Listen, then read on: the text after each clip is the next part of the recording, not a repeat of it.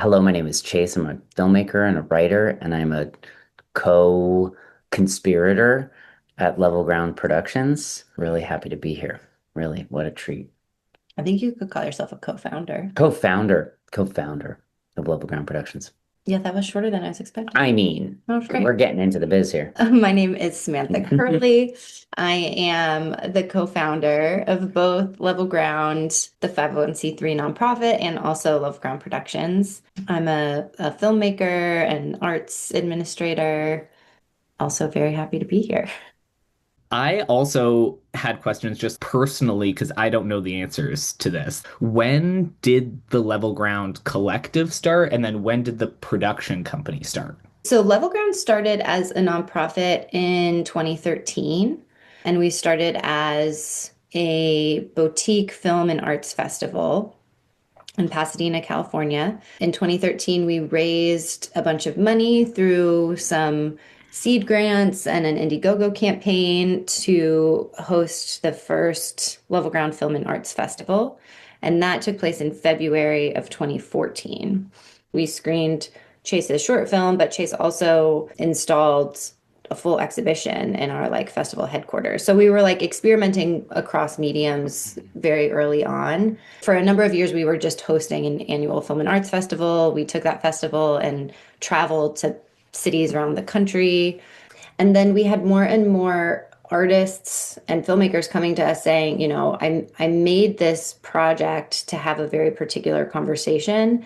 And I only ever got to have that conversation at Level Ground. So, it was really meaningful. And I'm working on my next project. Do you have any resources to support me?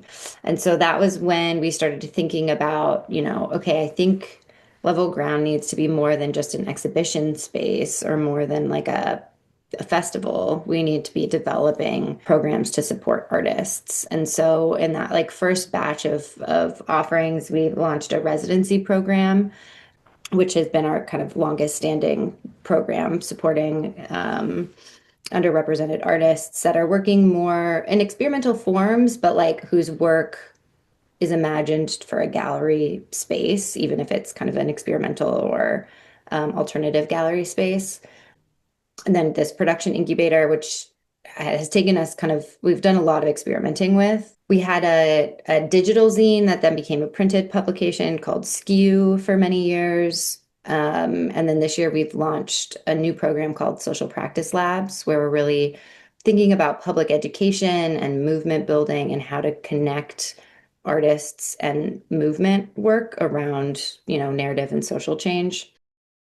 And then when the Framing Agnes feature got into Sundance, we realized in learning more about the industry that we needed a different kind of entity vehicle to better support these bigger projects.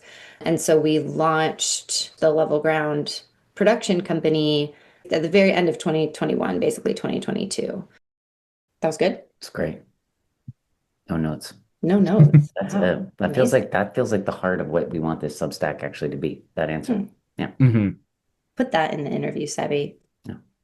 I'll include all that last little bit. Yeah. A huge part of what's coming across to me is this sense of collaboration, which is, of course, like one of the key values between the collective and the production company. Mhm. Um, and it also, of course, like that, the fact that that's valued so highly in both spaces makes a lot of sense, knowing that you two have been creative partners for so long.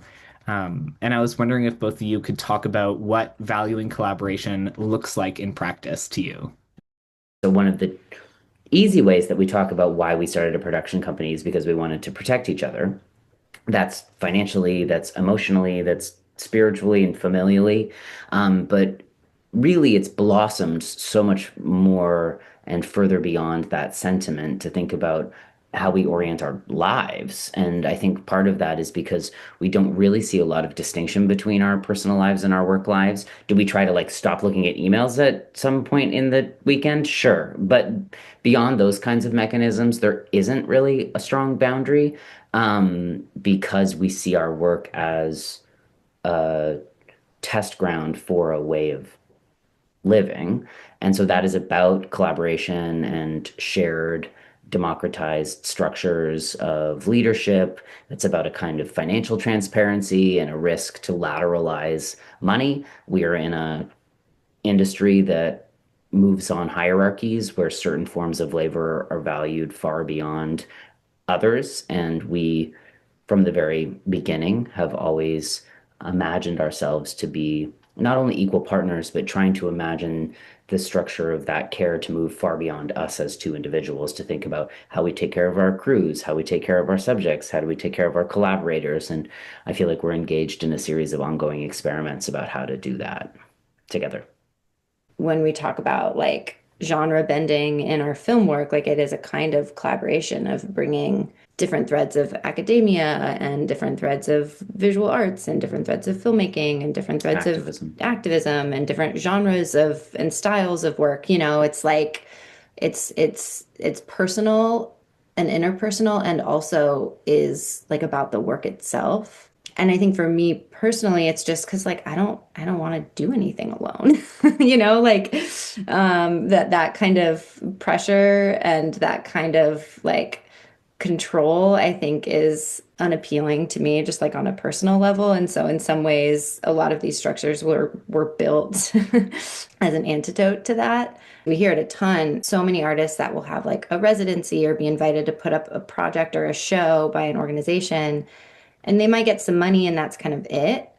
And they're responsible for doing everything. And, you know, the way Level Ground works is like, yeah, we're going to give you some money. We're also going to give you a community. We're going to give you a producer. We're going to be at the install with you. And we're going to answer questions about where are the bathrooms and are we going to eat lunch today? And like letting the artists be artists, and like that kind of collaboration and care is so unique. Even thinking about, you know, Survivor made this project that we did about and with survivors of intimate partner violence. And we had a number of people on our crew who, because of working on the project, realized they were in harmful relationship situations. And because of our relationship with them, we were able to help them, you know, extricate themselves from those situations with different kinds of financial support, educational resources, materials. And that just is very rare. It's rare just like in human relationship and day-to-day life. And it's especially rare in anything related to like your work or your art. The way that a project is impacting the people who are working on it is like, that's your first audience. That's like your first test of what this thing is and means. And so I think, you know, when you think about it as just a job, you never pay attention there. But, you know, we really try to think about the way we make something being as important as the thing you make. And I think it's because that's where you get to see the first impact and like the first meaning, you know? I have a question on here talking about your distribution advocates Substack post where you wrote about really like baking in early on in the process of making Union, prioritizing those like impact and community screenings and just generally focusing the distribution journey on aligning that with the story of the film. And I wanted to ask you, as a producer pushing for social change, how do you think about the role of the audience? You know, and it's like a documentary core grant question is like, you know, who's your audience? How are you going to reach them?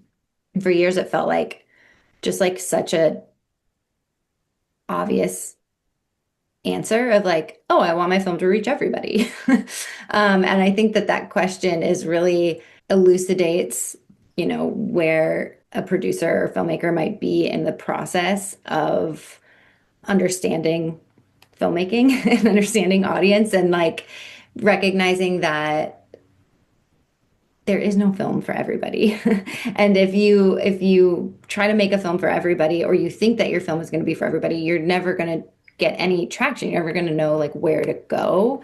And so now we think a lot about like actually who is this project for? Who are going to be the people that are honestly before even most impacted, like most interested in this story. It's so hard to get attention.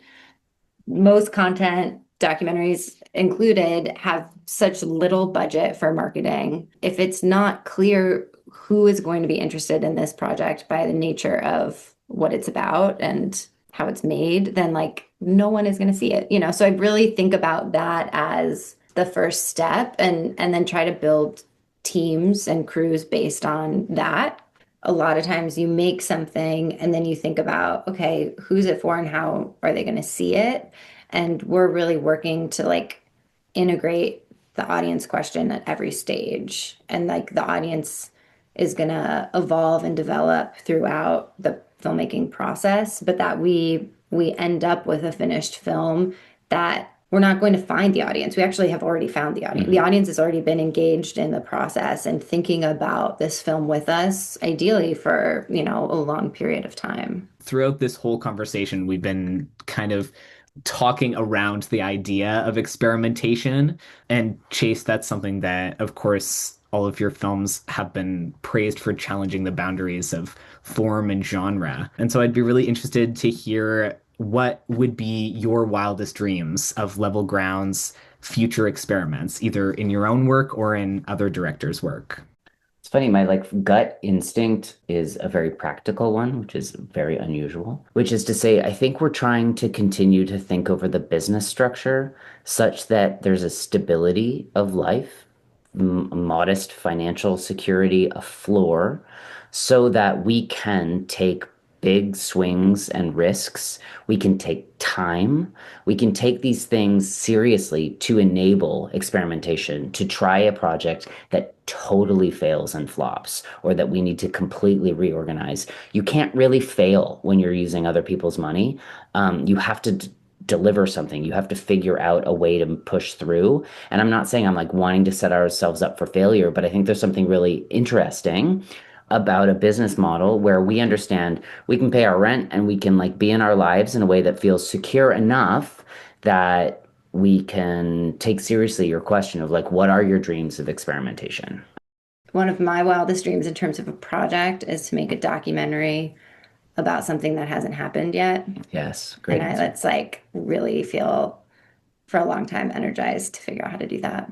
But that's an example of like it's going to take a long time to develop, a lot of and therefore like a lot of money or stability. So like, you know, we're hoping one day we get to spend 6 months like just thinking about a seemingly impossible project. Yeah. Thanks so much for listening. I'm Sebi Costello, and this is the first in a monthly series of audio excerpts, snippets, and conversations about Level Ground Productions. Stay tuned for more.